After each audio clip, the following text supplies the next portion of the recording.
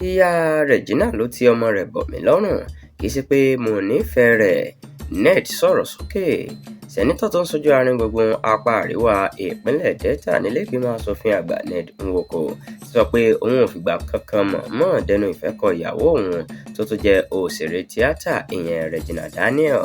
Nwoko sọ̀rọ̀ yìí di mímọ̀ nígbà tó ń fèsì sí awuyewuye tó ń lọ káàkiri pé ṣé lòun fẹ́ Regina lásìkò tí ọmọbìnrin náà kò tíì mọ ọ̀tún yàtọ̀ sí òsì. Ìgbéyàwó ọ̀hún ni àwọn ọmọ Nàìjíríà bu ẹnu àtẹ́ lù.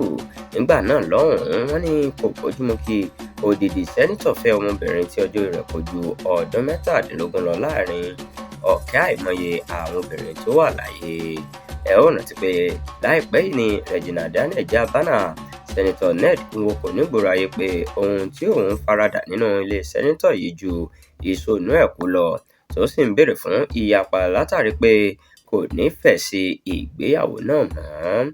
Nígbà tó ń fèsì, Ned Nwoko ní kí wọ́n má dá Regina lóhùn. Ó ní àwọn oògùn olóró tó ń lò ti da ọpọlọ rẹ̀ láàmú, ó sì nílò ìtọ́jú tó péye kíákíá.